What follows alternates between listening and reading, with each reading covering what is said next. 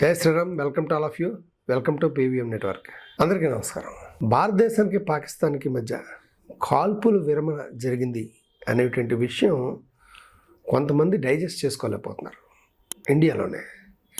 ఎందుకంటే మనం ఆశించింది ఏంటంటే పాకిస్తాన్ని తుక్కు కొట్టాలనుకున్నాం. ఎందుకంటే ఇది ఈరోజు కాదు, అడపా దడప ఉగ్రవాద సంఘటనలు అన్నీ జరుగుతూనే ఉన్నాయి. ఎక్కడ పడితే పహల్గామ్ ఘటన తర్వాత 26 మందిని పోయి మోడీకి చెప్పుకో, అందుకే మిమ్మల్ని వదిలేస్తామని సవాల్ చేసి వెళ్ళారు. వాళ్ళు ఇంకా పూర్తి స్థాయిలో దొరకనే లేదు. సో ఖచ్చితంగా దానికి రిటాలియేషన్ ఉంటుంది, మేము సమాధానం చెప్పి తీరుతాం అని మనం ప్రకటిస్తూనే ఉన్నాం. 23వ తారీఖు జరిగితే మనం కనీసం సుదీర్ఘకాలం 10వ తారీఖు వరకు 10 రోజుల పాటు మనం యుద్ధాన్ని ఆరంభించలేదు. ఈ లోపల ఉగ్రవాదులు పీఓకేలోనే ఉంటారా? స్థావరాల మీద గతంలో మనం అటాక్ చేసాం, బోర్డర్ దాటి వెళ్ళి అటాక్ చేసాం. సో ఈ ఖచ్చితంగా అటాక్ చేస్తారన్న ఉద్దేశంతో ఖాళీ చేసి వెళ్ళిపోయారు. ఎందుకంటే ఉగ్రవాదులకి మనం తేరుకునేంత సమయం ఇవ్వకూడదు. స్పాట్లో కొట్టుంటే ఖచ్చితంగా దొరికేవాళ్ళు. ఈరోజు మనం 10 రోజుల తర్వాత కొన్ని స్థావరాల మీద మనం దాడి చేసాం, ఉగ్ర స్థావరాలని. సో దాడి చేశాక ఎంతమంది అందులో ముఖ్యంగా మోస్ట్ వాంటెడ్ వాళ్ళు ఉన్నారు? హఫీజ్ సయీద్ ఉన్నాడా? లష్కర్ తోబేనాత లేదు. పోనీ మసూద్ అజర్ ఉన్నాడా? లేడు. ఎవరో ఒక వాళ్ళ బ్రదర్ లాంటి వాళ్ళు ఉన్నారో, వాళ్ళ కుటుంబ సభ్యులు పోయారు. మనకు అది కాదు కదా. ఉగ్రవాదాన్ని పెంచి ప్రోత్సహిస్తూ మన భారత ప్రధాని కూడా సంగతి తేలుస్తాం అనేటువంటి వ్యక్తులు తప్పించుకుపోయేవాడానికి అవకాశం ఇచ్చేవనేటువంటి బాధ మాలో ఉంది ఖచ్చితంగా. సో పోనీ యుద్ధం ప్రారంభించారు. మనం ఏంటంటే కేవలం ఉగ్రస్థావరాలనే ధ్వంసం చేసాం తప్ప జనావాసాల మీద ఎక్కడా కూడా దాడి చేయలేదు, ఎవరికి హాని కలిగించలేదు. అయితే తదుపరి పాకిస్తాన్ ఏం చేసింది? వెంటనే జమ్మూ కాశ్మీర్, పఠాన్ కోట ఇటువంటి చోట్ల డ్రోన్లతో దాడి చేసింది. దాడి చేసి అక్కడ మనకి తీవ్ర నష్టం కలిగించింది.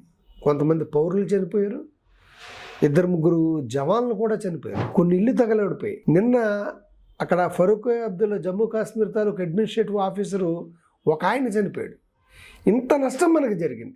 కానీ వాళ్ళకి మనం వాళ్ళ స్థావరాలని, వాళ్ళ తాలూకు వైమానిక స్థావరాలని మాత్రమే నష్టం చేసాం తప్ప వాళ్ళని ఏ రకంగా మనం గెలుచుకున్నాం? యుద్ధతంత్రం వెనకాతల అసలు జరిగింది ఏంటి? పాకిస్తాన్ సక్సెస్ అయిందా? అది దౌత్య మార్గాల ద్వారా అమెరికాని, మిగతా రష్యాని, చైనాని వీళ్ళందరినీ ప్రసన్నం చేసుకోవడం ద్వారా భారత్ మీద ఒత్తిడి పెంచి కాల్పుల విరమణకి అంగీకరించేలా చేసిందా? మనందరం ఏమనుకున్నాం అంటే పీఓకేని ఖచ్చితంగా మనం ఆక్రమించుకుంటాం, లాహోర్ మీద జెండా ఎగరేస్తాం అని ఖచ్చితంగా అనుకున్నాం. ఇవాళ రేపో పీఓకే మన స్వాధీనంలోకి వచ్చేస్తుంది అనుకున్నాం. ఎందుకంటే చిరకాల సమస్యకి ఈ రోజు ఈ యుద్ధం ద్వారా మనకు పరిష్కారం దొరుకుతుందని భావించాం. ఒక్కసారి తుస్సుమని గాలి తీసేసినట్టుగా అయిపోయింది. ఇప్పుడు వాట్ ఈజ్ అబౌట్ పీఓకే పరిస్థితి ఏంటి అంటే, మనం కాల్పులు విరమణ జరిపాం, తర్వాత చర్చలు జరుపుతాం. పీఓకేనా మనకు అప్పచెప్పేస్తారా వాళ్ళు? పోనీ భవిష్యత్తులో ఉగ్రదాడులు జరగమనేటువంటి గ్యారంటీ అని ఉందా? ఎక్కడ మనం దౌత్య మార్గాల ద్వారా మనం విజయం సాధించాం? అమెరికా వేసినటువంటి ఉచ్చులో మనం దిగిపోయామా అన్నట్టు అనిపిస్తుంది. మనం పాకిస్తాన్ IMF ద్వారా ఇంచుమించు $10,000 కోట్లు వరకు అప్పుగా తీసుకుంది.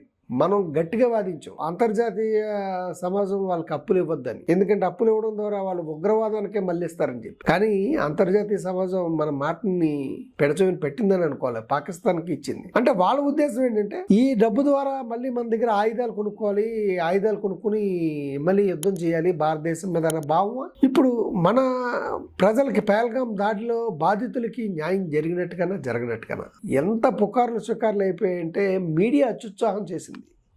మీడియానే భారత ప్రభుత్వం చేత యుద్ధం చేయించేసింది. ఎందుకంటే భారత ప్రభుత్వం క్లియర్ కట్గా చెప్పింది, ఎక్కడికక్కడ మీరు లైవ్లు ఇవ్వడం కానీ, అదేవిధంగా కదలికలు కానీ, సైన్యం కదలికలు కానీ మీరు ఎక్కడా చెప్పొద్దు అన్నప్పటికీ కూడా ఇది అతి ఉత్సాహం చూపెట్టి 4 రోజుల్లో పాకిస్తాన్ పని అయిపోయింది, ఖాళీ అయిపోయింది.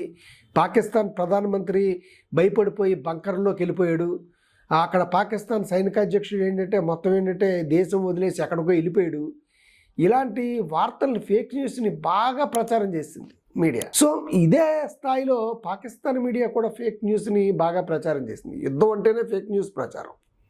ఏమనంటే భారతదేశం యుద్ధ విమానాలన్నింటినీ మేము పడగొట్టేసాము, మొత్తం అవి పడగొట్టేసాము, మాకు ఆళ్ళు దొరికేశారు, మనం అయితే ఇంకా పైలట్లను కూడా పట్టేసుకున్నాము, పొద్దున అయితే 2 పైలట్లు దొరికేశారు ఆ పైలట్ల కోసం గాలిస్తున్నామని నిన్న ఒక పైలట్ దొరికేసాడని ఇలాంటి ఫేక్ న్యూస్లు మనం ప్రచారం చేసుకుంటూ వెళ్ళి ఒక హైప్ పెంచేసాం ప్రజల్లో ఏదో జరగబోతుందనేసి. సో మనం పెద్ద మనిషి చేసుకుని ఇతర దేశాల దగ్గర ఒక మంచితనాన్ని పోగొట్టుకోకూడదనే ఉద్దేశంతో 2 స్టెప్పులు వెనక్కేసాం. కానీ సమస్య పరిష్కారం అవుతుందా? రేపు పొద్దున్న పాకిస్తాన్ని మనం నిలవరించగలమా? దాని తాలూకు ఒక్కరి బుద్ధి మారుతుందా? ఎల్ఓసి ద్వారా అక్కడి నుంచి ఉగ్రవాదాన్ని సప్లై చేయదా? వాళ్ళు ఇది ఒక అలుసుగా తీసుకోరా? ఏం చేస్తారు లేని ఒకవేళ అటాక్ చేసినా మన యుద్ధం ప్రారంభించడానికి ఒక 10 రోజుల సమయం పైగానే తీసుకుంటుంది. ఈ లోపల వాళ్ళు జారుకోరా? ఇలాంటి ఆలోచనలన్నీ కూడా భారతీయుల చుట్టూ తిరుగుతున్నాయి. ఎందుకంటే ఒక్కసారిగా యుద్ధం ఆపేసామంటే ఏం సాధించాం మనం? యుద్ధం పహల్గామ్లో నష్టం మనకే జరిగింది. అలాగే ఈ యుద్ధం ద్వారా మనం ఓన్లీ ప్రతిదాడి మాత్రమే చేసాం తప్ప, రిటాలియేషన్ చేసాం తప్ప మనం ఎక్కడ కూడా దాడి చేయలేదు. కానీ వాళ్ళు ఈ 4 రోజులు కూడా దాడి చేస్తున్నారు. సామాన్య ప్రజల మీద దాడి చేస్తున్నారు. సామాన్య ప్రజలే కాకుండా జవాన్లు కూడా మరణించడం జరిగింది. బహుశా అయి ఉండొచ్చు, అంతర్జాతీయ సమాజం ఒకవేళ కూడా చెప్పి ఉండొచ్చు, మోడీ గారు కూడా ఆలోచించి ఉండొచ్చు. ఎందుకంటే మనకి ముందే చూసాం, ఇజ్రాయెల్కి గాజాకి మధ్య యుద్ధం చాలా కాలం నుంచి జరుగుతుంది. అది ఈ రోజుకి ఒక కొలిక్కి రాలేదు. అంటే సుదీర్ఘకాలం యుద్ధం చేయడం వల్ల నష్టం పాకిస్తాన్ ఎలాగా నష్టపోద్ది, మనం కూడా నష్టపోతాం అనే భావన ఏమైనా వచ్చిందా? అంతర్జాతీయ సమాజం హెచ్చరించిందా? ఇదే విధంగా ఇంతకుముందు చూసుకుంటే రష్యా ఉక్రెయిన్, అది గత 4 సంవత్సరాల నుంచి కూడా ఆ యుద్ధం జరుగుతూనే ఉంది. ఈ రోజుకి ఒక కొలిక్కి రాలేదు. అలాంటి పరిస్థితులు ఏమైనా ఎదురవుతాయి అనేసి అంతర్జాతీయ సమాజం చెప్పిన మీదట భారత్ ఒక వెడిగి వెనక్కి వేసిందా అనేటువంటి సందేహాలు వస్తున్నాయి.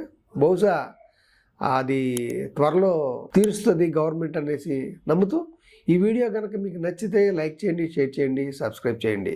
మరొక మంచి వీడియోతో మీ ముందుకు. జై శ్రీరామ్.